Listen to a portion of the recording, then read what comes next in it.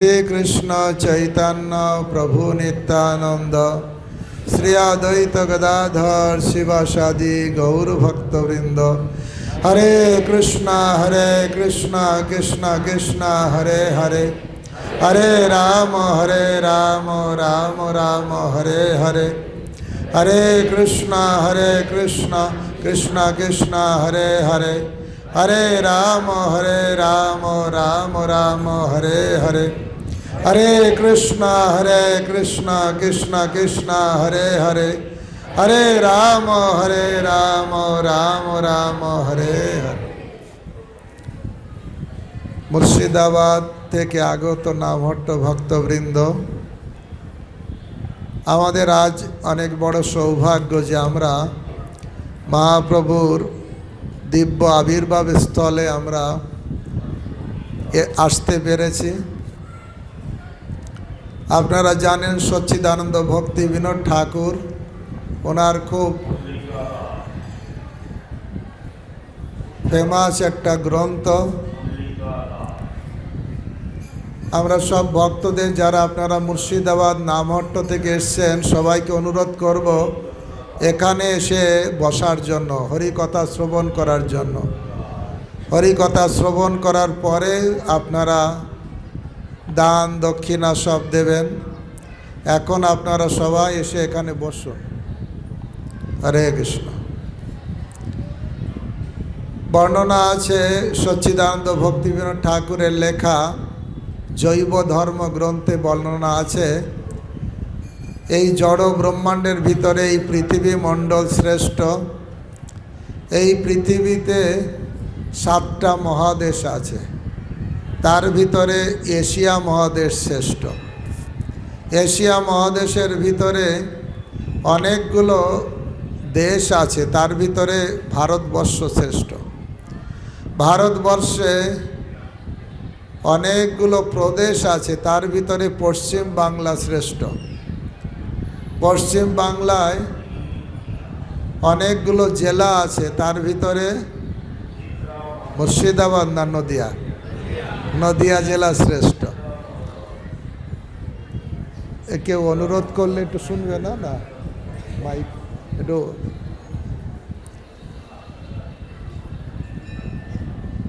তা পশ্চিম বাংলার ভিতরে অনেকগুলো জেলা আছে, তার ভিতরে কোন জেলা শ্রেষ্ঠ? নদিয়া। নদিয়ার ভিতরে অনেকগুলো গ্রাম আছে, তার ভিতরে কোন গ্রাম শ্রেষ্ঠ? মায়াপুর গ্রাম। সবাই হাত জোড় করে বলুন, নবদ্বীপের মধ্যে মায়াপুর গ্রাম, যথায় জন্মিলেন শ্রী চৈতন্য ভগবান। কেন এই জায়গাটা মায়াপুরের ভিতরে, তার ভিতরে আবার এই যোগপীঠটা আরও বেশি পবিত্র। সবথেকে পৃথিবীর সবথেকে পবিত্রতম জায়গা হচ্ছে এখানে। তা আপনারা এসেছেন, আবার কি মুর্শিদাবাদে ফিরে যাবেন না এখানে থাকতে চান? এত ভালো জায়গায় এসে আবার কি ব্যাক করবেন? সংসারের জ্বালা যন্ত্রণা, ঝুট ঝামেলা, মারামারি কাটাকাটি, হিংসা দেশ আছে কি নেই? তো এত সুন্দর পবিত্র জায়গা ছেড়ে কি যাবেন না থাকবেন? কিন্তু আমার গুরু মহারাজের আদেশ, আপনাদের থাকার ইচ্ছা, এটা খুব ভালো। কিছুদিনের জন্য আবার ফিরে যান। যাবেন কেন? এই মায়াপুরের কথা অনেকজন জানে না। জানে সবাই? আপনাদের আশেপাশে সবাই জানে? তাদেরকে জানানোর জন্য আপনাদের আবার ফিরে যেতে হবে। তাহলে কি হবে? যেয়ে আপনি তাদেরকে মায়াপুরের কথা বলবেন, হরিনামের কথা বলবেন। মহাপ্রভু কুর্ম বিপ্রকে বলেছিলেন, যারে দেখো তারে কহ কৃষ্ণ উপদেশ, আমার আজ্ঞায় গুরু হইয়া তারও এই দেশ। যাকে দেখবে তাকে কৃষ্ণের উপদেশ দেবে, মহাপ্রভুর কথা বলবে। তাহলে কি লাভ হবে? কভু না বাঁধিবে তোমায় বিষয় তরঙ্গ। এই সংসারে জ্বালা যন্ত্রণা উদ্বেগ উৎকণ্ঠা এ প্রভাবিত করবে না। কবু না বাঁধিবে তোমায় বিষয় তরঙ্গ, পুনরপি এইঠাই পাবে মোর সঙ্গ। কারা মহাপ্রভুর সঙ্গ লাভ করতে চান? হরি বল।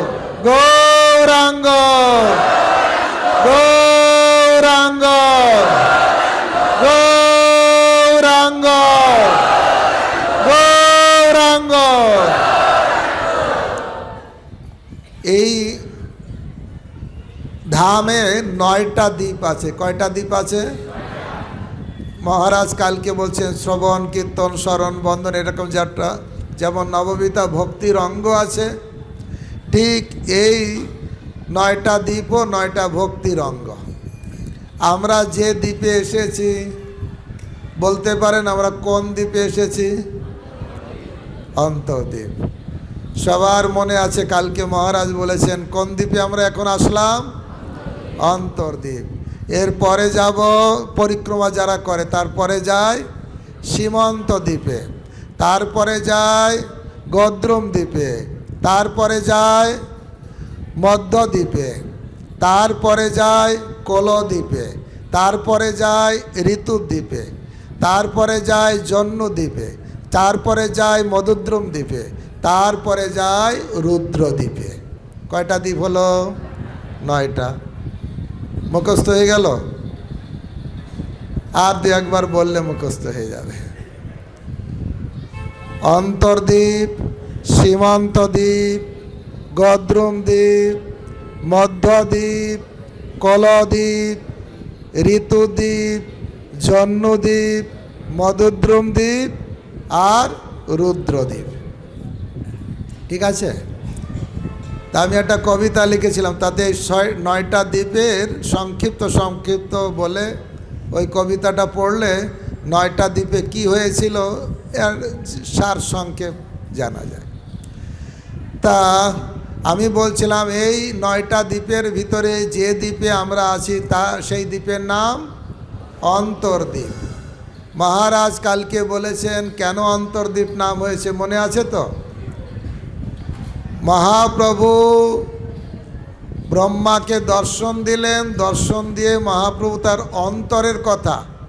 অন্তরের কথা ব্রহ্মাকে বলেছিলেন। কি তার অন্তরের কথা ছিল?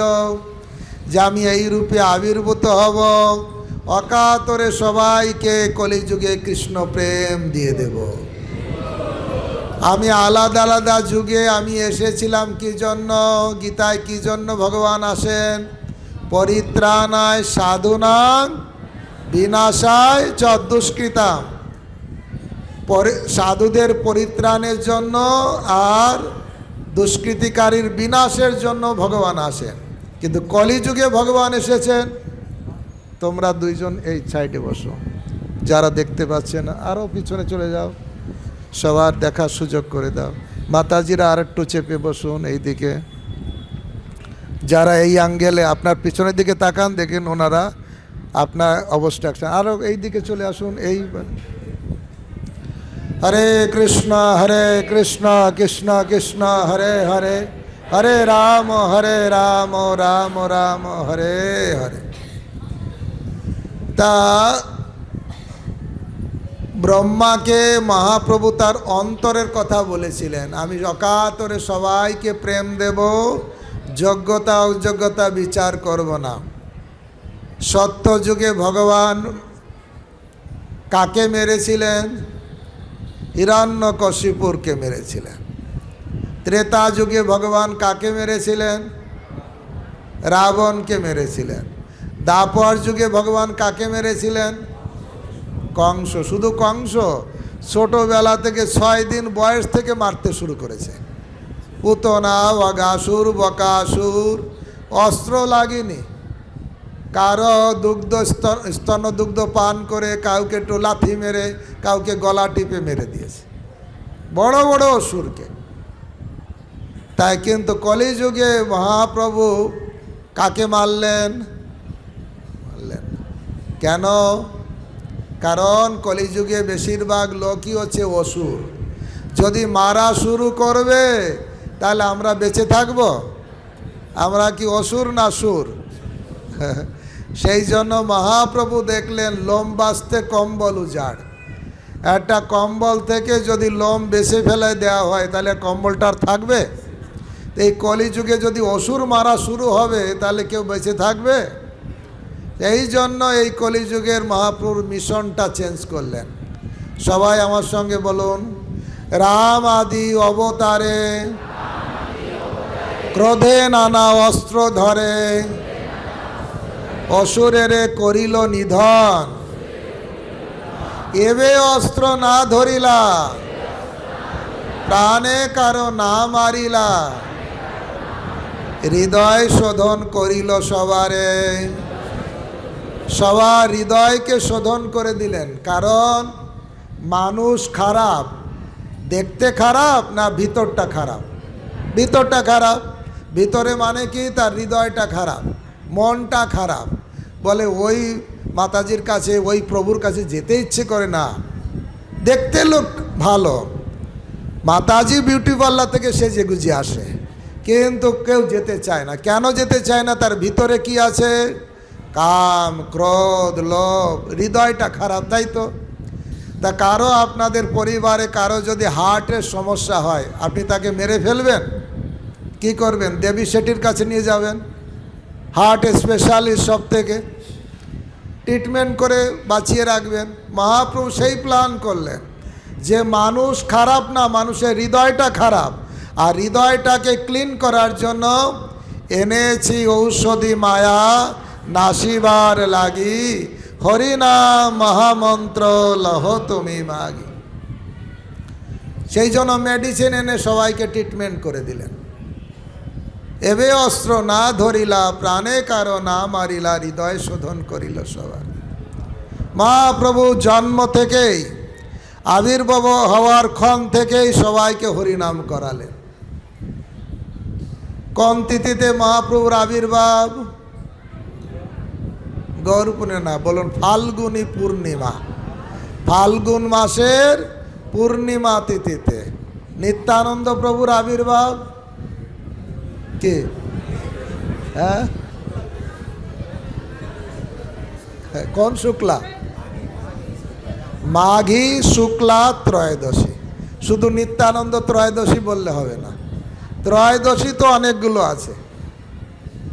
12 মাসে 24টা ত্রয়োদশী। কোন মাসের কোন ত্রয়োদশী সেটা বলতে হবে। মাঘী দুটো পক্ষ আছে, কৃষ্ণপক্ষ আর শুক্লপক্ষ। মাঘী শুক্লা ত্রয়োদশী আর ফাল্গুনী পূর্ণিমা। এই মহাপ্রভু নিত্যানন্দ প্রভুর আবির্ভাব চৈতন্য ভাগবতে বর্ণনা করা আছে। এই আবির্ভাব তিথি যে পালন করবে সে তাড়াতাড়ি কৃষ্ণ প্রেম পেয়ে যাবে। আপনারা সবাই গৌর পূর্ণিমা পালন করেন তো? নিত্যানন্দ ত্রয়োদশী? তাহলে কৃষ্ণ প্রেম হয়ে যাবে। যেদিন ফাল্গুনী পূর্ণিমা মহাপ্রভু আবির্ভূত হবেন এই জায়গায়, তখন পূর্ণিমা তিথিতে চাঁদ ছোট থাকে না বড় থাকে? পুরো থাকে। চাঁদ ভাবলেন আজ তো আমার উদয় হওয়ার কথা পূর্ণিমা তিথি, কিন্তু চাঁদ মনে মনে ভাবলেন আজকে আর এক চাঁদের উদয় হবে। আমি যে চাঁদ উদয় হব তা না, আর একটা চাঁদের উদয় হবে। কোন চাঁদ? গৌরচন্দ্র। গৌরচন্দ্রের উদয় হবে। চাঁদ জানতে পারল, তা বলল, ভাবলো মনে মনে, আমাকে তো সবাই দেখতে চায়, কিন্তু তবু আমার মুখে কি কয় কলঙ্ক আছে। আছে কি নেই? চাঁদের গায়ে স্পট আছে কি না? চাঁদ মাঝে মাঝে ভুলভাল কিছু করেছে, ওর কলঙ্ক আছে। আছে কি নেই? তা চাঁদ মনে করেছে আমি চাঁদ উদয় হব, আমার মুখে তো কলঙ্ক আছে। কবিরা গান গায়, কলঙ্ক আছে বলে চাঁদ দেখে না কে, কোকিলা কালো বলে গান শোনে না কে। কোকিল কালো হলেও তার গান খুব মিষ্ট। চাঁদে কলঙ্ক থাকলেও লোকেরা চাঁদ দেখে। কিন্তু চাঁদ মনে করলেন আমার এই কলঙ্কযুক্ত মুখ কি করে দেখাবো আর এক চাঁদের কাছে, যে হচ্ছে গৌরচন্দ্র। গৌরচন্দ্রে কোনো কলঙ্ক আছে? না, গৌরচন্দ্রে কোনো কলঙ্ক নেই। এই জন্য কবিরাজ গোস্বামী তার লেখনীতে লিখছেন, আজকে চৈতন্য চরিতামৃতেও যখন পাঠ হবে আমরা ওইটাই মনে হয় আলোচনা হবে। তা সেই ত্রয়োদশ অধ্যায় চলছে, তা সেখানে কবিরাজ গোস্বামী শ্লোক দিয়েছেন। কি শ্লোক দিয়েছেন আমার সঙ্গে সবাই বলুন? অকলঙ্ক গৌরচন্দ্র দিলা দর্শন, সকলঙ্ক চাঁদের আর কিবা প্রয়োজন। আমার মুখে কলঙ্ক আছে, আমার কি দরকার? আজকে তো অকলঙ্ক গৌরচন্দ্র দর্শন দেবে, সেই জন্য চাঁদ লজ্জা পেল। ফলস্বরূপ রাহু তাকে গ্রাস করল। কে গ্রাস করলো? রাহু গ্রাস করলো। হয়ে গেল কি? চন্দ্রগ্রহণ। মহাপ্রভুর আবির্ভাবে 3 গ্রহণ হলো। এক হলো চন্দ্রগ্রহণ, আর মহাপ্রভুর জন্মগ্রহণ, আর সারা নবদ্বীপবাসীর নাম গ্রহণ। এর আগে কেউ এত হরিনাম করতো না নবদ্বীপে। আমরা পড়ছিলাম চৈতন্য চরিতামৃতে, সবাই আগে আগে আবির্ভূত হয়েছেন। মাধবেন্দ্র পুরী, অদ্বৈত আচার্য, সচিমাতা, জগন্নাথ মিশ্র, উপেন্দ্র মিশ্র। আর এই নবদ্বীপে এই যে অদ্বৈত আচার্যের ঘর ছিল, শিবাস ঠাকুরের ঘর পাশে, তার পাশে অদ্বৈত আচার্যের ঘর। নবদ্বীপে যারা কয়েকজন গুটি কয়েকজন ভক্ত ছিল, তারা যেতেন এই অদ্বৈত আচার্যের কাছে প্রতিদিন ভাগবত শুনতে। কি শুনতে? মানে আমাদের শোনা উচিত কি উচিত না?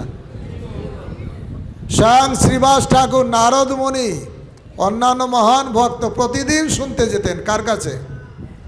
অদ্বৈত আচার্যের কাছে। মহাপ্রভু প্রতিদিন শুনতে যেতেন কার কাছে? গদাধরের কাছে। মায়াপুরে না পুরীতে? পুরী ধামে। টোটা গোপীনাথ যেখানে আছে, গদাধর ওখানে থাকতেন, মহাপ্রভু থাকতেন গম্ভীরায়। প্রতিদিন আসতেন শুনতে। কার কাছে? গদাধরের কাছে। বলতেন ভাগবত পড়ো, আমি শুনব। এখানে যখন ভাগবত আলোচনা হতো আর ভক্তরা দুঃখ করতেন, ভাগবত শুনে এত সুন্দর কথা, কিন্তু দুঃখ কেন হতো? ভক্তদের আবার কি দুঃখ? প্রহ্লাদ মহারাজ বলছেন নৃসিংহদেবকে, হে প্রভু, আমার তো কিছু দরকার নেই, কিন্তু তবু আমার মনে একটু দুঃখ। আলে ভক্ত তো ত্রিতাপ জ্বালা থেকে মুক্ত হয়ে গেছে, তাহলে তার দুঃখ কি? দুঃখ হচ্ছে তৎ শোচে তদ বিমুখ জনা। শোচে মানে অনুশোচনা হয়, দুঃখ হয়। কার জন্য? তদ বিমুখ জনা, আপনার যারা ভক্ত হচ্ছে না তার জন্য বড় দুঃখ হয়। তাহলে ভক্তদের দুঃখ কার জন্য হয়? নিজের জন্য না পরের জন্য? তারা হরিনাম করছে না, কৃষ্ণপ্রসাদ খাচ্ছে না, তারা পাপ আচরণ করছে, তাদের জন্য দুঃখ হওয়া দরকার।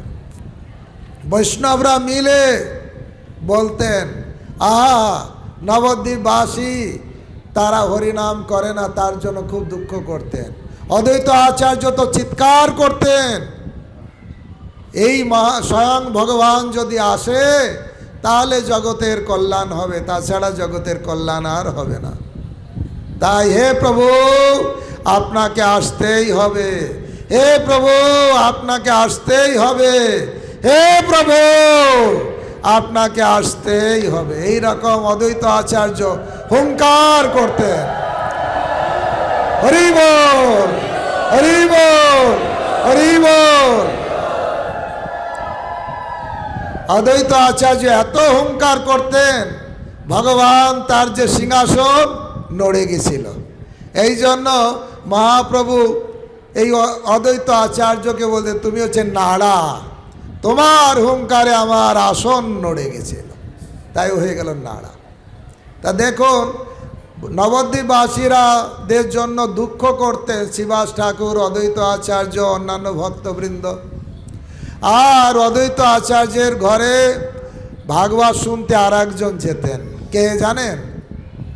বিশ্বরূপ। কে? বিশ্বরূপ। উনি হচ্ছেন চৈতন্য মহাপ্রভুর বড় দাদা। উনি যেতেন, কিন্তু মহাপ্রভু যখন ছোটবেলায় কি করতেন, সচী মাতা রান্না টান্না করে এখানে নিমাইকে বলতেন, নিমাই নিমাই যাও তোমার দাদাকে ডেকে নিয়ে আসো। আর দাদাকে ডাকার জন্য যেতেন নিমাই, দিগম্বর বেশ, ধূলি ধূসরিত গাত্র, আর সবাই ভাগবত পাঠ করছে, আলোচনা করছে, ওতেই মত্ত হয়ে আছে, তার ভিতরে ঢুকে যেতেন। দাদা দাদা দাদা। কেউ যদি ভাগবত পাঠের ভিতরে চিৎকার করে কথা বলে আমাদের ডিস্টার্ব হয় না? কিন্তু তাদের ডিস্টার্ব হতো না, কারণ যে কথা বলছে তার রূপ কোটি চন্দ্র থেকে সুন্দর। এই নিমাইকে দেখে সবাই অবাক হয়ে যেত, ওই নিমাই এসেছে, তাদের যেন ভাগবত পাঠ সার্থক। ভাগবত পাঠের উদ্দেশ্য কি? কালকে আমরা বলছিলাম, ছিন্নতাং সকথা কৃষ্ণ গিনন্তস্য সচেষ্টিতম কালেন নাতিদীর্ঘেন ভগবান বিশ্বতে হৃদি। কেউ যদি শ্রদ্ধা সহকারে ভাগবত শ্রবণ করে আর যা শ্রবণ করলো সেটা যদি গ্রহণ করে, তাহলে অতি অল্প সময়ের ভিতরে ভগবান এসে হৃদয়ে বসে যাবে। তা ওনারা সবাই ভাগবত পাঠ করতেন, নিমাই সেখানে ঢুকে যেতেন, যে আর সবাই ভাগবত ছেড়ে দিয়ে অবাক হয়ে নিমার দিকে তাকিয়ে থাকতেন। আর নিমাই যে বলছে, দাদা দাদা চলো, মা ডাকছে। দাদা যেতে চাইতো না, কারণ ভাগবত পাঠে এত আবিষ্ট, যেতে চাইতো না। কৃষ্ণ সেবায় কেউ যখন আকৃষ্ট হয়ে যায়, শ্রবণে আকৃষ্ট হয়ে যায়, তখন খাওয়ার কথা আর মনে থাকে? পরীক্ষিত মহারাজ 7 দিনে কতবার খেয়েছিল? আমরা কতবার খাই? 3 7 21 বার হচ্ছে কমপক্ষে, তারপরে তো এটা সেটা আছে। না খেলেন অন্ন, না খেলেন জল। তাই ভগবত কথাতে এত আবিষ্ট, বিশ্বরূপ আবিষ্ট। আর নিমাই কি করতেন, তার জামা ধরে টানতেন, দাদা দাদা চলো চলো, টানতে টানতে নিয়ে আসতেন। তা আমার বলার উদ্দেশ্য হচ্ছে, তারা সেই ভাগবত পাঠে নবদ্বীপের কথা আলোচনা করতেন। নবদ্বীপবাসীরা হরিনাম করে না, কি করে? বিড়ালের বিয়ে দেয়, এই বিড়ালের সঙ্গে বিয়ে দেয়, পুতুলের বিয়ে দেয়, অনেক টাকা খরচা করে। আবার কেউ যুক্তি তর্ক দিয়ে এ পণ্ডিত আর এক পণ্ডিতকে হারায়, এই নিয়ে সারা দিন রাত চলে। কেউ ভগবানের নাম করে না। কিন্তু যেদিন মহাপ্রভু আসলেন, চন্দ্রগ্রহণ হলো, আর সবার ভিতরে এমন একটা ভাব হলো, যে যেখানে কেউ গঙ্গায় যাচ্ছে সেখানে হরিবোল হরিবোল, গোবিন্দ মাধব মধুসূদন।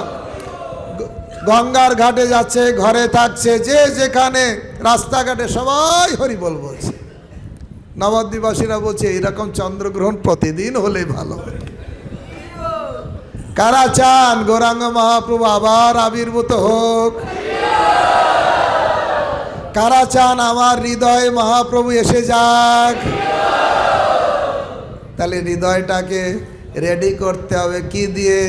হরে কৃষ্ণ কৃষ্ণ কৃষ্ণ হরে হরে, হরে রাম রাম রাম হরে হরে।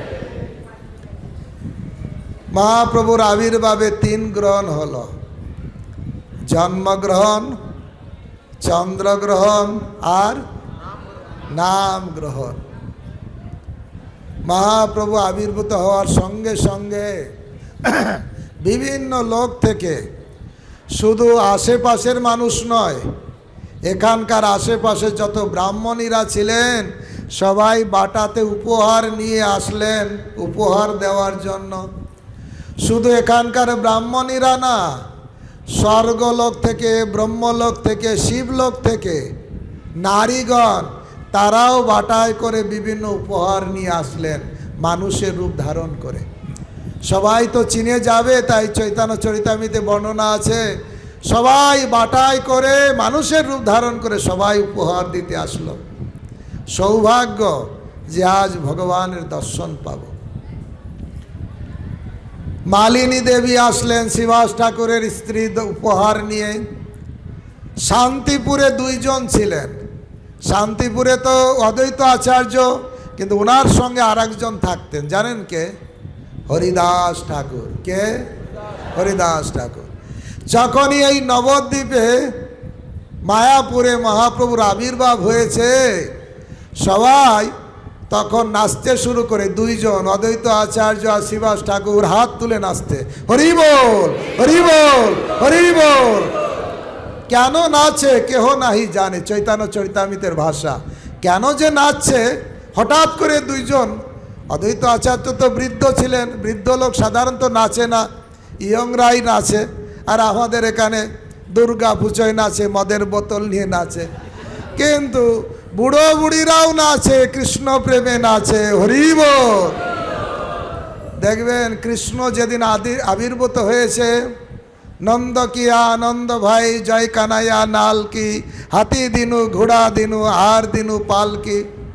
ওই কীর্তনে লেখা আছে বুড়ো বুড়ি নাচছে, মথুরা বুড়ি, হ্যাঁ সেও নাচছে, হাতে নিয়ে নড়ি। সে এমনি হাঁটতে পারে না, সে লাঠি ভর করে হাঁটে, সেও নাচছে।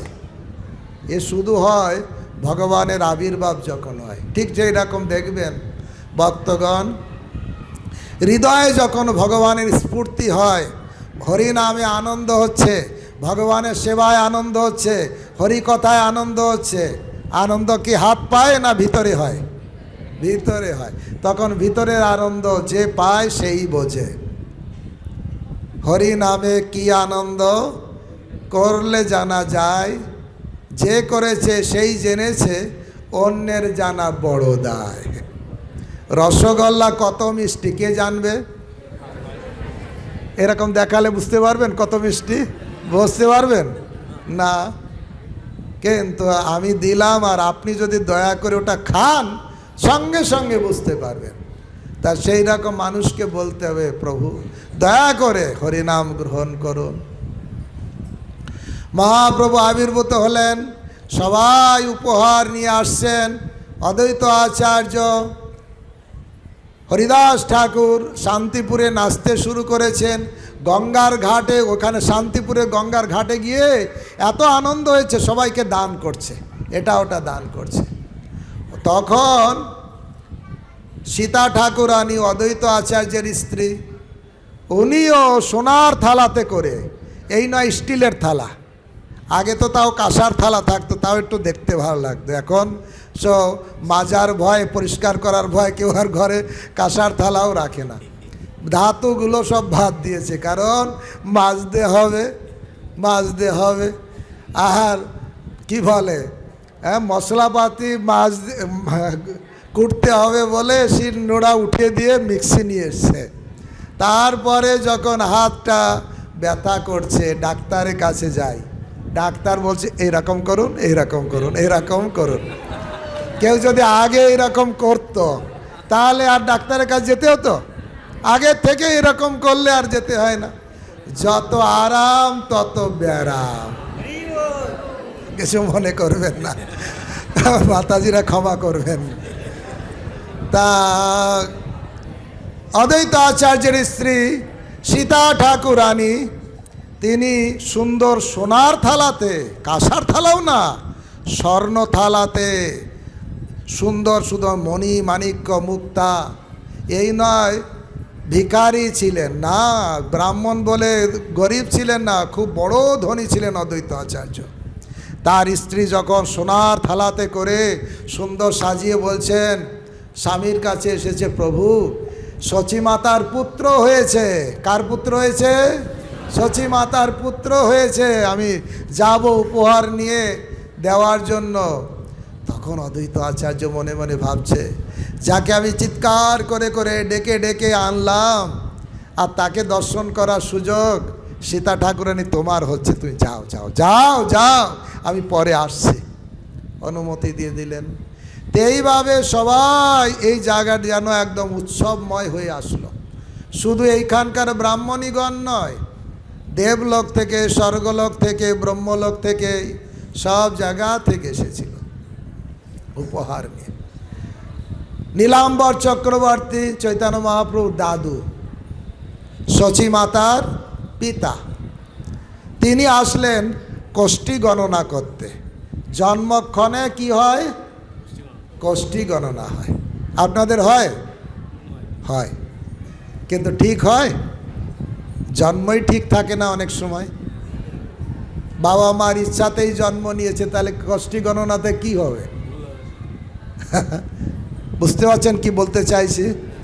আগেকার সন্তানের জন্ম হতো স্বাভাবিকভাবে ভগবানের ইচ্ছাতে, এবং আগের থেকে তার হাতের কোষ্ঠী টোষ্ঠী সব মেনশন থাকতো, জন্ম তারিখ অনুসারে কোষ্ঠী গণনা হয়। এই সময় জন্ম নিয়েছে মানে তার ভবিষ্যতে এইরকম হবে। একবার আমার এক দিদি বলছে, ভাই রে, আমার মেয়ের একটা সন্তান হবে, কোন তিথিতে জন্ম হলে বল ভালো হবে? মানে নিজেদের ইচ্ছায়, মানে ডাক্তারের সঙ্গে কথা বলবে ওই তিথিতে যেন সিজার হয়। তো এটা হচ্ছে স্বাভাবিক নয়, সেই জন্য অনেক সময় কোষ্ঠীটা ঠিক হয় না। সত্যি কোষ্ঠী ঠিক করতে গেলে স্বাভাবিকভাবে, অনেকে হয়তো বলবেন না প্রভু এখন নিয়ম হয়েছে, সিজার না করলে গাছ বাঁচবে না, ফল বাঁচবে না, কত কিছু কথা। কিন্তু এখন আমাকে একজন বলছিলেন, কেউ যদি গর্ভ যন্ত্রণা যখন হবে 2 গ্লাস মতন গোবর ছেঁকে জল, গোবর একদম গোবর ওটা খাবে, তাহলে নর্মাল ডেলিভারি হবে। সে বলেছে, এখন আমি কতটা সত্য আমার উপর বিশ্বাস করে শেষে অ্যাক্সিডেন্ট কিছু হয়ে গেল, তখন আমাকে দোষ দেবেন না। ও বলছে ওর 3টে বৌমাতে যত সন্তান হয়েছে ও তাকে গোবর খাওয়াই দিয়েছে, জুস করে, পুরো 1 গ্লাস জুস খাওয়াই দেবে, নর্মাল। আসলে গাভীর অনেক আছে, তবে দেখতে হবে দেশি গাভী হতে হবে। ওই জার্সি, তারপর অস্ট্রেলিয়ান, ওইসব গাভীতে কোনো ফল নেই, ওইসব গোবরেও কোনো শুদ্ধতা নেই, ওই সব দুধেও কোনো শুদ্ধতা নেই। যেটা বলছিলাম, যখন নীলাম্বর চক্রবর্তী এসেছেন কোষ্ঠী গণনা করতে, কোষ্ঠী গণনা করে নিরূপণ করেছেন এই পুত্র ভবিষ্যতে রাজা হবে। সব ভক্তদের হৃদয়ের রাজা কে? গৌরাঙ্গ। সবার উপরে রাজত্ব করে বড় বড় বিদর্মীরাও এসে তার চরণে আশ্রয় গ্রহণ করবে। সব কথা বললেন, বড় পণ্ডিত হবে, অনেককে হারাবে, একটা কথা বলেননি। আনন্দের দিন তো, জন্ম নিলে সবাই মিষ্টি খায়, আনন্দ করে। ওই দিনে দুঃখের কথাটা বললেন না, 24 বছর বয়সে সন্ন্যাস নেবে। নীলাম্বর চক্রবর্তী জানতেন, কিন্তু বললেন না যে সবার মনে কষ্ট হবে, একটা আনন্দের দিন, একটা দুঃখের কথা হবে না। এইভাবে মহাপ্রভু এইখানে আবির্ভূত হলেন, এইখানে বাল্যলীলা করেছেন। এই ঘরেই এখনও আপনারা দেখবেন শচী মাতার ঘরে নিমাই, তাই ঘরে ছোট্ট নিমাইকে যখন, তার আগে নামকরণের কথা বলি, নামকরণ করার জন্য আবার 2-1 মাস পরে নীলাম্বর চক্রবর্তী ব্রাহ্মণকে ডেকে নিয়ে এসছেন, নামকরণ করবেন। কোষ্ঠী দেখে নামকরণের জন্য বললেন নাম, কারণ এই ছেলের আবির্ভাবের ফলে সারা জগতে ধন ধান্যে পূর্ণ হবে, সবাই কৃষকরা ধান পাবে, সবাই ধন সম্পদে পরিপূর্ণ হবে। তাহলে এই পুত্রের নাম হওয়া উচিত বিশ্বম্ভর, কারণ যিনি বিশ্বকে ধারণ এবং পোষণ করেন, তাই নাম হবে কি? বিশ্বম্ভর। মহিলারা বলছে ওই খটমটে নাম আমাদের মাথায় ঢুকবে না, ওই সব না। শচী মাতার 8টা কন্যা সন্তান হয়ে জন্ম হয়ে মারা গেছে, এই যমের মুখে নিমন্ত্রিত দেব, এই জন্য এই ছেলের নাম হবে নিমাই। কি নাম হবে? আরো জোরে বলুন, নিমাই। নিমাই, আরো জোরে। চোখ বন্ধ করে একবার নিমাই বলে ডাকুন, নিমাই। দেখতে পাচ্ছেন, ঠিক ডাকতে ডাকতে একদিন দর্শন হয়ে যাবে। আর এখন তো বিগ্রহ রূপে দর্শন পাচ্ছি, এ কি কোন সৌভাগ্যের বিষয়? অনেক সৌভাগ্যের বিষয়। তাই আমরা নিমাইকে দর্শন পাচ্ছি। আপনারা যাওয়ার সময় সবাই প্রণামী দিয়ে যাবেন। ভগবানকে দর্শন করলে, কোনো মঠ মন্দিরে আসলে প্রণামী দিতে, এটা নিয়ম। কত টাকা তো এখানে ওখানে খরচা করতেন ভক্তগণ। আপনারা চিন্তা করুন, যারা ভক্ত হয়েছেন, ভক্ত হওয়ার আগে কত খরচা হতো চা খেতে, কত খরচা হতো ঘরে বিড়ি খেতে, আর বোতলও তো মাঝে মাঝে নিজে না খেলেও কাকে দিতে হতো, কত খরচা হতো। এই জন্য লোকেরা হিংসা করে, এই ভক্ত হয়েছে আর এদের টাকা পয়সা বেড়ে যাচ্ছে, মনে হয় ইস্কন থেকে দিচ্ছে। আরে ইস্কন থেকে না, একটা ভক্ত সে বেকার যে খরচা করত সেই খরচাটাই বন্ধ করে দিয়েছে, তাই কোনো অভাব থাকছে না। ঠিক বলছি না মিথ্যা বলছি? তা সেই জন্য ধামে আসলে বিগ্রহকে প্রণামী দিতে হয়। রাধা মাধব এখানে সচিব গৌরাঙ্গ মহাপ্রভু। তা আমি যেটা বলছিলাম, নাম হয়েছে নিমাই। এই নিমাই, ছোট্ট বালক নিমাই যখন ঘরে তার মা শয়ন করে দিয়েছেন, চলাফেরা করতে পারে না, দোলনাতে শুয়ে দিয়েছে, আর সচিমাতা বাইরে কাজ করছে, জগন্নাথ মিশ্র বাইরে কাজ করছে। তখন এইখানে মা ডাকছে, এইদিকে বাচ্চার মা, হরে কৃষ্ণ। যার নিমাই কান্না করছে, হরে কৃষ্ণ কৃষ্ণ কৃষ্ণ হরে হরে, হরে রাম রাম রাম হরে। দোলনাতে ছোট বাচ্চাকে যখন নিমাইকে শয়ন করে দেওয়া হয়েছে, তখন নিমাই মনে মনে ভাবছে, আমি জগতে এসেছি সবাই আমাকে নিয়ে আনন্দ করবে, আর আমাকে ঘরে শয়ন করে দিয়ে নিজেরাই কাজকর্মে আনন্দ পাচ্ছে। বলুন তো ভক্তগণ, আমাদের আনন্দটা কাকে নিয়ে করা উচিত? ভগবানকে। ভগবানের নাম, রূপ, গুণ, লীলা, পরিকর, এতেই আসল আনন্দ। আত্মনিবেদন তুয়া পদে করি, হইনু পরম সুখী। আমার দুঃখ দূরে গেল, চিন্তা না রহিল, চৌদিকে আনন্দ দেখি। চারিদিকে আনন্দ কখন দেখা যাবে? ভগবানকে বাদ দিয়ে একটা ঘরে লাইট জ্বালাবেন না, আলো পাবেন? তা লাইটকে কৃষ্ণ সূর্য সম, মায়া হয় অন্ধকার, যাহা কৃষ্ণ তাহা নাই মায়ার অধিকার। যেদিন গৃহে ভজন দেখি, গৃহেতে গোলক ভাই। যেদিন দেখি গৃহে সবাই মিলে হরি ভজন হচ্ছে, সেই দিন মনে হয় গৃহে যেন গোলক বৃন্দাবনে সে বিরাজ করছে, তাই কি না? আনন্দটা কাকে নিয়ে? ভগবানকে নিয়ে। মহাপ্রভু ভাবছেন আমাকে নিয়ে আনন্দ পাওয়ার কথা, আমাকে বাদ দিয়ে নিজেরাই কাজকর্মে আনন্দ পাচ্ছে। তখন ছোট্ট বালক নিমাই, তখন প্রায় 3 মাস বয়স, তখন হাঁটা চলা করতে পারে না।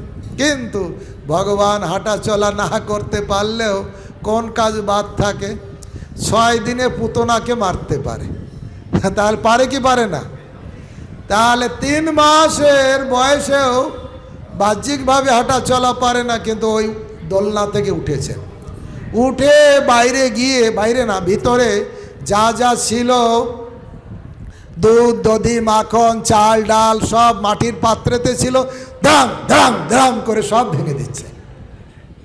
কারণ কি? সবাইকে টেনে আনবে নিজের কাছে। আমাকে রেখে আলাদা কাজ, আমার সেবা করা সবসময় আসল কাজ। কৃষ্ণ কথা ছাড়া আর সব বাজে কথা, কৃষ্ণ সেবা ছাড়া আর সব বাজে, এরকম বলে না? তাই নিমাই কি করেছেন, ধমধম করে সব পাত্র সব ভেঙে দিয়েছে। জগন্নাথ মিশ্র শুনতে পাচ্ছে ধ্রম ধ্রম আওয়াজ হচ্ছে, দৌড়ে ছুটে আসছে, সচী মাতা ছুটে আসছে। যখন পিতা মাতার পায়ের আওয়াজের দপ দপ সময় ওই শব্দ শুনতে পেরেছে, নিমাই আবার দোলনাতে যে চুপ করে শুয়ে আছে, যেন কিছুই জানে না। আর ছুটে এসে দেখছে সারা ঘরে মাটির পাত্র সব ভাঙা চোরা, দুধ দধি এখানে ওখানে ফেলানো। তখন দুইজন বলছে নিশ্চয়ই কোনো অপদেবতা, কোনো ভূত প্রেত এসেছিল আমাদের নিমাইকে অনিষ্ট করতে, কিছু করতে পারলো না, সেই জন্যই সব ভেঙে দিয়েছে। তাড়াতাড়ি নিমাইকে ধরে একদম কোলে তুলে নিয়েছে। নিমাই তো ওইটাই চায়। ভগবান কি চায়? আমরা সবসময় তার সেবাতে থাকি না সংসার সেবাতে থাকি? ভগবান কি চায়? আমরা যেন সব সময় ভগবানের সেবাতে থাকি। বসিয়া শুইয়া তোমার চরণ চিন্তিব সতত আমি, নাচিতে নাচিতে নিকটে যাইব যখন ডাকিবে তুমি। যখন তুমি ডাকবে, তোমার সেবার দরকার হবে, আমি নাচতে নাচতে তোমার কাছে যাব। এটাই হচ্ছে। একদিন নিমাই কেবল হামাগুড়ি দিচ্ছে, হামাগুড়ি দিয়ে এই উঠানে ঘোরাঘুরি করছে। অনন্ত শেষ নাগ ভগবান ভাবলেন যে আমি একটু সেবা করে আসি মহাপ্রভুর। বিরাট সর্পরূপ ধারণ করে ঘোরাঘুরি করছেন। বিরাট সাপ দেখার সঙ্গে সঙ্গে নিমাই খপ করে সাপটাকে ধরেছে। অত বড় সাপ, আর সাপটা দৌড়ে গেল না, সাপটা কুণ্ডলি পাকিয়ে চুপ করে আছে। মহাপ্রভু সেবার জন্য তো এসেছে। আর মহাপ্রভু সাপের গা দেখবেন কি ঠান্ডা, গরমের সময় কি করেছে, সেই গায়ের উপরে শুয়ে পড়েছে। আর সচী মাতা, জগন্নাথ মিশ্র, আশেপাশে যারা ছিল দৌড়াতে দৌড়াতে এসেছে। সবাই গরুর গরুর গরুর বলছে। সাপের ভয় পেলে সবাই গরুর গরুর বলে। সবাই ভাবছে কি হবে নিমাইয়ের, কি হবে, খুব ব্যাকুল হয়ে আছে। দেখবেন ভক্তগণ, যে যাকে ভালোবাসে তার বিপদের কথা খুব চিন্তা করে। বাইরে গেল, কিছু হলো না তো, 10 মিনিট আসতে দেরি হয়েছে, দুশ্চিন্তা আসে কি না?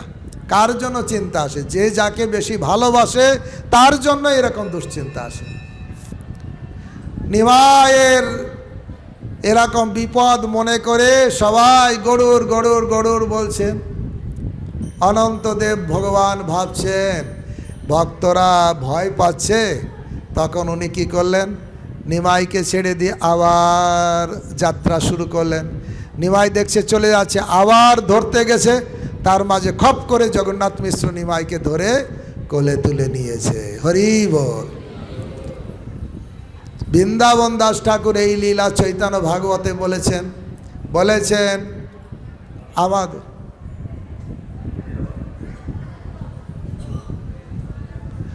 আমাদের সংসারে সাপ দংশন করে কি করে না? কারো করে? সব সময় কামড়াচ্ছে কি না? না আদর করছে? সংসার সাপ বারবার কামড়াচ্ছে, কিন্তু কেউ যদি চৈতন্য মহাপ্রভুর এই সর্পলীলা শ্রবণ করে, তাহলে সংসার সাপ তাকে আর কামড়াবে না। বৃন্দাবন দাস ঠাকুর বলছেন, কেউ যদি মনোযোগ দিয়ে শোনে, আর শোনার সময় যদি বকর বকর মাতাজিদের যে স্বভাব করে, তাহলে তো আর সব সাপ আরও বেশি কামড়াবে না? কামড়াবে কি না? হরে কৃষ্ণ। একদিন নিমাই তখন হাঁটতে শিখেছে। বলবো না বাদ দিয়ে দেব? কারণ প্রসাদ তো এখন হবে না, 9টার আগে হবে না, আর এখান থেকে গেলে শুধু এই ঘোরাঘুরি হবে। তা আরেকটু বলবো নাকি? তা নিমাই যখন হাঁটতে শিখেছে, গুটি গুটি পায়ে এখানে হাঁটে সেখানে যায়। এবার জগন্নাথ মিশ্র বলছে, নিমাই আমার পুঁথিখানা এনে দাও। পুঁথিখানা জানেন তো? বইটা, যা আমরা বই পুঁথি এনে পড়ার বইটা পুঁথিখানা এনে দাও। নিমাই এবার গেছে, ঘরের ভিতরে যখনই ঢুকেছে ঝুন ঝুন ঝুন ঝুন আওয়াজ হচ্ছে।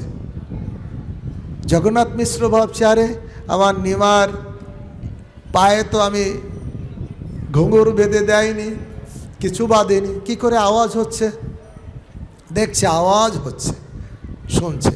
তারপরে পুঁথিটা নিয়ে যখন বাইরে বের হয়ে এসছে, জগন্নাথ মিশ্রকে দিয়েছেন। জগন্নাথ মিশ্র ওটা পড়েছেন, পড়ে ওই পুঁথিটা যখন জগন্নাথ মিশ্র নিজে রাখতে গেছেন, দেখছে সারা ঘরে গোপালের চরণ চিহ্ন। হরি বল। নিমাই হাঁটা চলা করেছে, আর পুরো কৃষ্ণের বাল গোপালের চরণ চিহ্ন পুরো ঘরে। তখন জগন্নাথ মিশ্র চিৎকার করে করে ডাকছে, ও নিমাইয়ের মা, ও নিমাইয়ের মা, দেখো দেখো দেখো, আমাদের ঘরে যে দামোদর শিলা ছিল না, সে আজকে হাঁটাহাঁটি করেছে।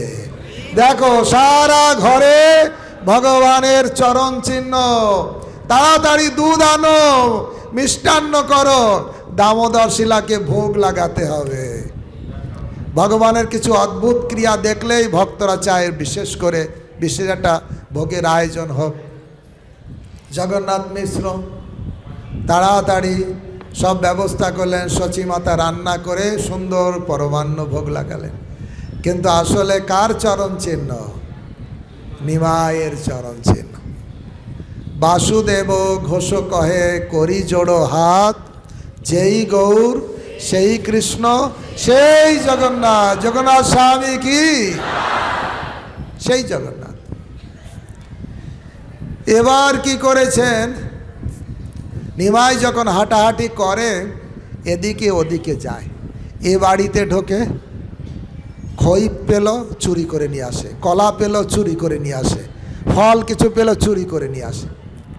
এইভাবে এখানে ওখানে কৃষ্ণ যেমন চুরি করত, লুটু লুটু দধি মাখন খায়, গোয়াল বালক সঙ্গ ধেনু চড়ায়। এখানে খেলার সাথীদের নিতেন না, একা একা যে এ বাড়ি ও বাড়ি চুরি করতেন। চুরি করলে যখন ধরা পড়ে যেতেন, যখন ধরা পড়তেন তখন এরকম হাত জোড় করে বলতেন, আজকে ছেড়ে দাও, আর কোনো দিন এরকম করব না। এত সুন্দরভাবে বলতেন, এত তার মুখের অঙ্গভঙ্গি, কেউ আর রাগ করতে পারত না, ছেড়ে দিত। অধরং মধুরং বদনং মধুরম, চলিতং মধুরং ভ্রমিতং মধুরম, হসিতং মধুরম। সব কিছু যার মধুর তিনি হচ্ছেন পরমেশ্বর ভগবান। তা সবাই ছেড়ে দিত। আর সেই কলা, সেই খই, সেই ছানা সন্দেশ এনে কাকে দিতেন জানেন? যারা বাড়িতে হরিনাম করত। আপনারা জানেন ছোট বয়স থেকে কান্না করতেন, হরিনাম না করলেই কান্না করতেন। এই জন্য ঘরে মহিলারা আসলেই গোবিন্দ মাধব হরিনাম সব করতে লাগলেন। ওই যে চুরি করতেন, চুরি করে যা পেতেন এনে কাকে দিতেন? ওই যারা হরিনাম করেছে তাদের দিতেন। কারা কারা হরিনাম করেন? সবাই করেন। তাহলে কি আর খাবারের অভাব হবে? স্বভাব যদি ঠিক থাকে অভাব হবে কি মনে হয়? না। ভগবান নিজে দায়িত্ব নিয়েছেন সবাইকে খাওয়াবো। বিশেষ করে যা কাদের অনন্য চিন্তয়ন্ত যে জনা পর্যুপাসতে তেষাং নিত্যাভিযুক্তানাম যোগক্ষেম বহাম্মাম। যে অনন্যভাবে আমার চরণে শরণাগত হয়েছে তার যা লাগবে আমি নিজে মাথায় করে বয়ে দেব, আর যা আছে রক্ষা করার জন্য আমি নিজে সিকিউরিটি গার্ড হয়ে থাকব। চিন্তা নেই। বিশ্বাস হয় কি হয় না? কার কার বিশ্বাস হয়? হাত তুলুন। হরি বল, হরি বল, হরি বল। চিন্তা করার দরকার নেই। আপনারা তো অনেক মায়েরা এখানে বসে আছেন, ছোট বালক কখনো মায়ের কাছে যেয়ে বলেছে, মা সকালে তো ঘুম থেকে উঠলাম, সারাদিন আমি কি কিছু খেতে পাবো না না খেয়ে থাকবো? কোনো সন্তান বলেছে মায়ের কাছে? কেন বলিনি? সন্তানের পুরো বিশ্বাস, কি বিশ্বাস? মা আমাকে খেতে দেবে। একটা ছোট বাচ্চার যদি মায়ের উপরে এত বিশ্বাস থাকে, আর আপনারা বা আমরা এত ভক্ত, আমরা কি ভগবানের উপর বিশ্বাস করতে পারি না? অবশ্য রক্ষিবে কৃষ্ণ বিশ্বাস ও পালন। কৃষ্ণ অবশ্যই রক্ষা করবেন, কৃষ্ণ অবশ্যই। আবার প্রসঙ্গক্রমে একটা কথা মনে পড়ে, বলি। মহাপ্রভু সন্ন্যাস গ্রহণ করে বাংলায় এসে ফিরে যাচ্ছিলেন। শ্রীবাস ঠাকুর মনের দুঃখে এখান থেকে হালি শহরে, সেখানে কাঁচরাপাড়া না, হালি শহরে গিয়েছিলেন, ওখানে থাকতেন। মহাপ্রভু তার বাড়িতে যে দরজা করা নাড়ছে, শ্রীবাস শ্রীবাস আমি এসে গেছি। সঙ্গে তখন শ্রীবাস ঠাকুর ধ্যান করছিলেন মহাপ্রভুর। আর যখন আওয়াজ পেলেন দরজা খুললেই যার ধ্যান করছেন তাকেই দেখতে পেলেন। কেমন হয় না? আপনারা কখনো নাম করছেন, ভগবানের কথা চিন্তা করছেন, আর হঠাৎ যদি ভগবান এসে সামনে দাঁড়িয়ে যায়, কেমন হবে? কারা কারা চান এইরকম? হরিব। আশা তো করতে হবে, তারপরে তো ভরসা দেবে সে। আশা না করলে আসবে কেন? মহাপ্রভুকে দেখেই শ্রীবাস ঠাকুর তাড়াতাড়ি ঘরে নিয়ে গেলেন। মহাপ্রভু শ্রীবাস ঠাকুরের ঘরে 2-3 দিন ছিলেন। 2-3 দিন থাকার পরে শ্রীবাস ঠাকুরকে বলছে, এই শ্রীবাস, আমি তোমার বাড়িতে থাকলাম, তুমি গৃহস্থ মানুষ, তোমাকে কখনো দেখলাম না টাকার ধান্দায় তুমি কোথাও চাকরি বাকরি করছো, ব্যবসা করছো। সারাদিন তোমাকে দেখি ভগবানের পূজা, হরিনাম এই নিয়ে থাকো। তোমার সংসার চলবে কি করে কিছু যদি আয় ইনকাম না করো? শ্রীবাস ঠাকুর বলছে, প্রভু, আমার এই আয় ইনকামের ধান্দায় যেতে ভালো লাগে না, আমার এর জন্য বৃথা সময় নষ্ট করতে ভালো না, শুধু আপনার নাম করতে ভালো লাগে, আপনার সেবা করতে ভালো লাগে, আমি রাত দিন শুধু তাই করি। বলে, তুমি তো গৃহস্থ, এ যদি আয় ইনকাম না করো তাহলে শুধু এই নিয়ে থাকলে কি হবে? বলে, না প্রভু, আমার ভালো লাগে না। বলে, তাহলে তুমি কি করো? সন্ন্যাস নিয়ে নাও।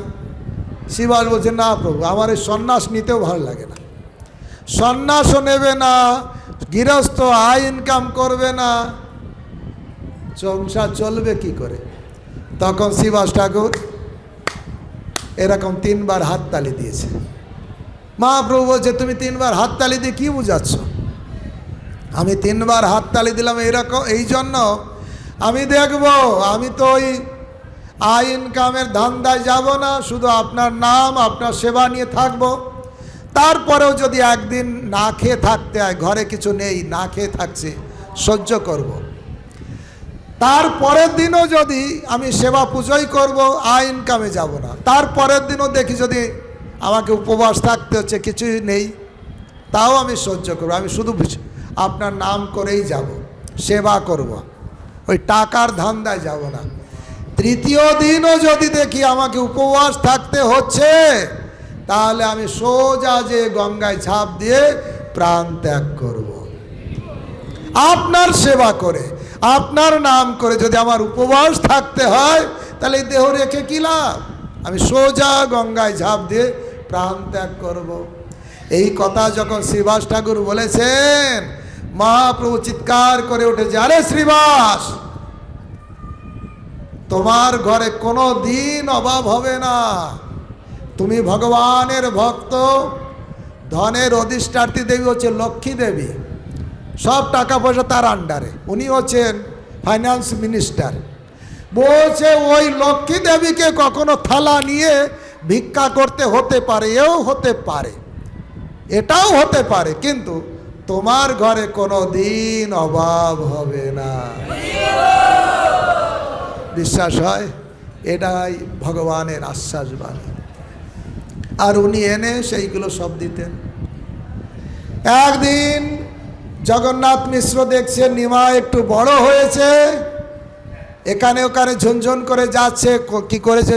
পায়ে সোনার নুপুর পরিয়ে দিয়েছেন, গলায় সোনার মালা পরিয়ে দিয়েছেন, হাতে বাজুবন্ধ দিয়ে দিয়েছেন, কোমরে কোমর বন্ধ, একদম সোনা, পিওর সোনা, একদম সেনকো জুয়েলারির সোনা, একদম এই নয়, খাঁটি সোনা দিয়ে সুন্দর করে অলংকারে নিমাইকে সাজিয়েছেন। নিমাই সব অলংকার নিয়ে ঝুনঝুন আওয়াজ করে করে এদিক ওদিক যায়, গঙ্গার ঘাটে যায়। এই দেখে দুই চোরের খুব লোভ হয়েছে। কার লোভ হয়েছে? দুই চোরের। বলছে বাবা, মা চণ্ডীর অশেষ কৃপা, একই জায়গায় এত সোনা দানা পাবো, তাও এক ভোলা ভেলা এক বালক। তখন বলছে এই একজন চলো ওর কাছ থেকে আমরা সোনা দানা চুরি করব। দোকান থেকে সন্দেশ কিনেছে, কিনে বলছে নিমাই নিমাই সন্দেশ খাবে? সন্দেশ সন্দেশ, বলে দাও দাও। সন্দেশ নিয়েছে, নিমাই খাচ্ছে। চোর দুইজন বলছেন আরও সন্দেশ চাও? বলে হ্যাঁ আরও চাই, চলো আমাদের সঙ্গে আরও সন্দেশ দেবো। বলে চলো। পট করে চোর কি করেছে, কাঁধে তুলে নিয়েছে। ভাবছে এখানে সোনা দানা খুলে নিলে লোকেরা দেখবে, ঘরে নিয়ে যাব, সন্দেশ খাওয়ানোর নাম করে ঘরে নিয়ে সোনা দানা সব খুলে নেব, মা চণ্ডীর কৃপায় আর কোনোদিন অভাব হবে না। কাঁধে তুলে নিয়েছে আর যাচ্ছে, একজন যাচ্ছে পিছনে আর একজন, দুইজন মন কলা খাচ্ছে। একজন বলছে আমি এর গলার মালাটা নেব, আর একজন বলছে আমি ওর পায়ের নুপুরটা নেব, একজন বলছে আমি হাতের বাজুবন্ধটা নেব, একজন বলছে না আমি ওর কোমর বন্ধনটা নেব। এরকম মন কলা খাচ্ছে আর যাচ্ছে। কিন্তু বৃন্দাবন দাস ঠাকুর বলছেন চোর হলেও মহাভাগ্যবান। ওই দুইজন চোর আমাদের থেকে ভাগ্যবান নাই কি? কেন ভাগ্যবান? ও তো চোর। চোর হলেও বৃন্দাবন দাস মহাভাগ্যবান। যাকে আমরা দর্শন করতে পারছি না তাকে কাঁধে নিয়েছে, তাকে স্পর্শ করেছে, কত জন্মের সৌভাগ্য। আসলে ওই রকম চোর হওয়াও কপালে জুটবে কিনা ঠিক নেই। আসলে ভগবানের লীলাতে অনেকে আসে। আমরা যেমন শিশুপালের কথা শুনছিলাম, প্রভুপাদ বলছেন অনেক মোটাসোটা লোক স্কুলে ফার্স্ট বয়, ক্লাসের ফার্স্ট বয়, কিন্তু যখন নাটক হবে তখন ও দেখতে সুন্দর মোটা, ওকে অসুরের পাঠ দেওয়া হয়েছে। আসলে ও কি অসুর না, ও ফার্স্ট বয়, ভালো ছেলে, কিন্তু ওর দেখতে শুনতে মোটা সোটা, তাই নাটকের জন্য ওকে ওই পাঠ দেওয়া হয়েছে। ঠিক সেই রকম এ যারা চোর অসুর ভগবানের সঙ্গে যুদ্ধ করে সাধারণ কেউ নয়, তারা মহাভাগ্যবান। কুরুক্ষেত্রের যুদ্ধে যারা যত সৈনিক কৃষ্ণকে দেখে মৃত্যুবরণ করেছে তারা ঊর্ধ্বগতি প্রাপ্ত হয়েছে।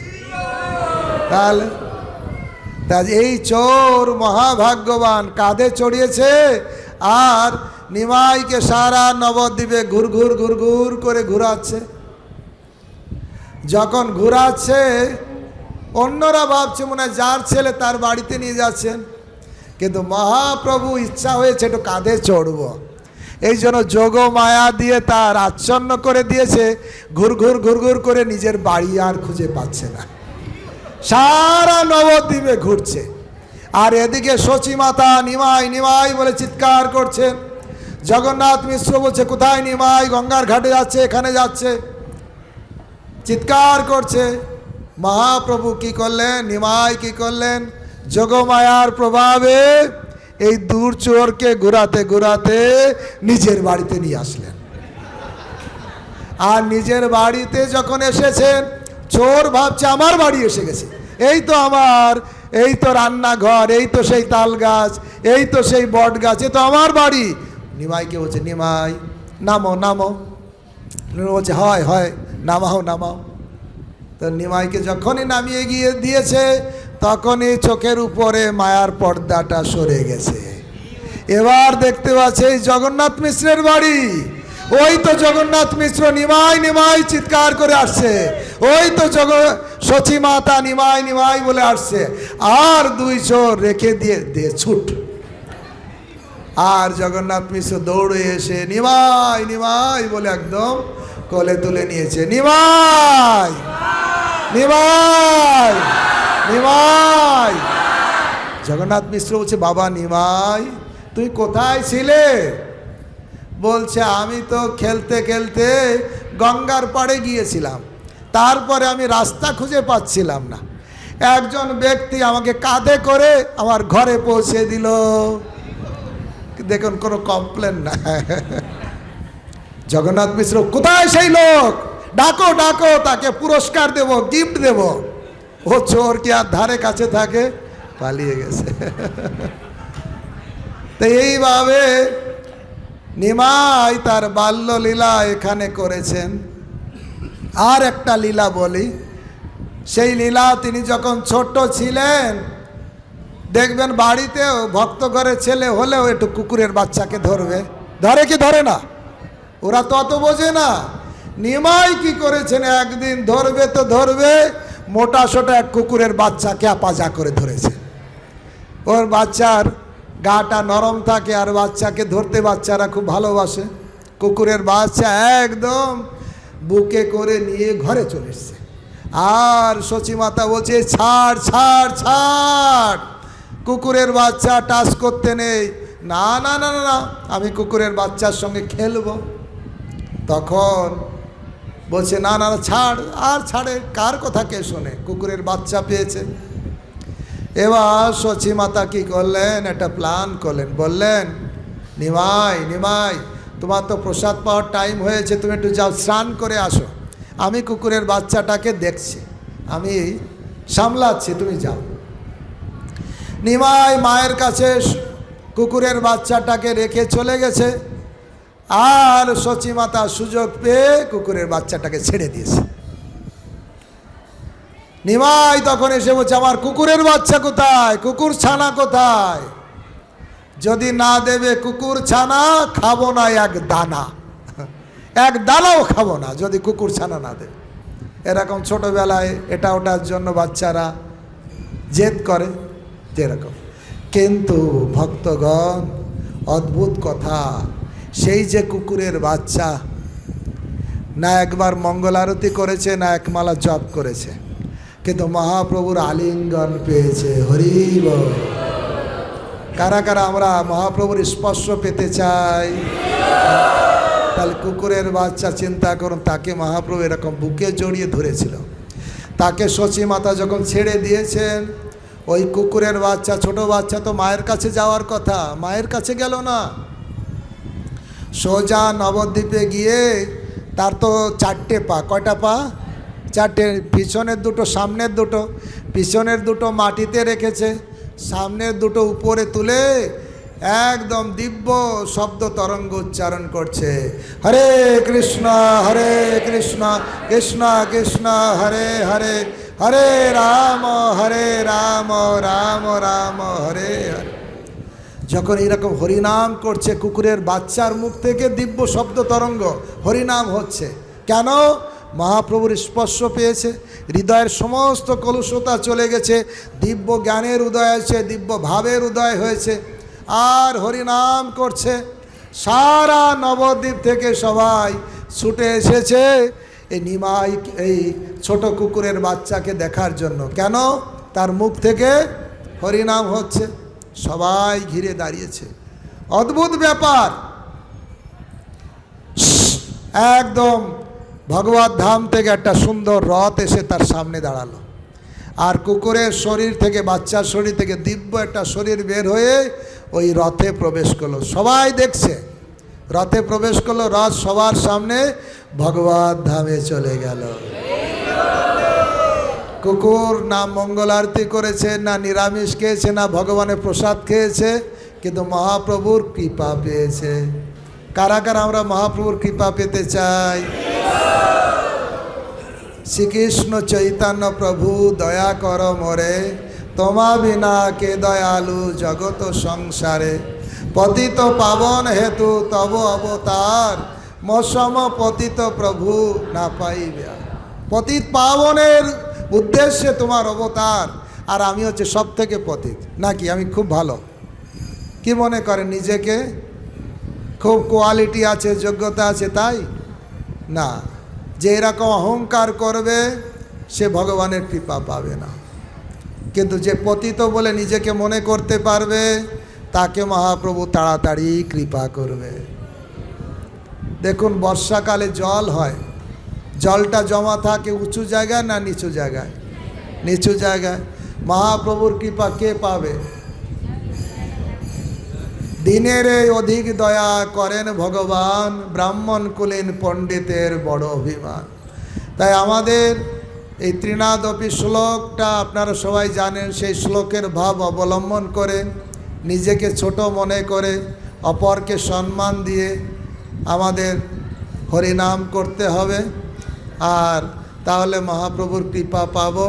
আর মহাপ্রভুর কৃপা পেয়ে এই জন্মেই আমরা ভগবত ধামে চলে যেতে পারি। আমার গুরু মহারাজ বলেছেন, আমি চাই বারবার না, এই জন্মেই যেন আমরা ভগবত ধামে যেতে পারি।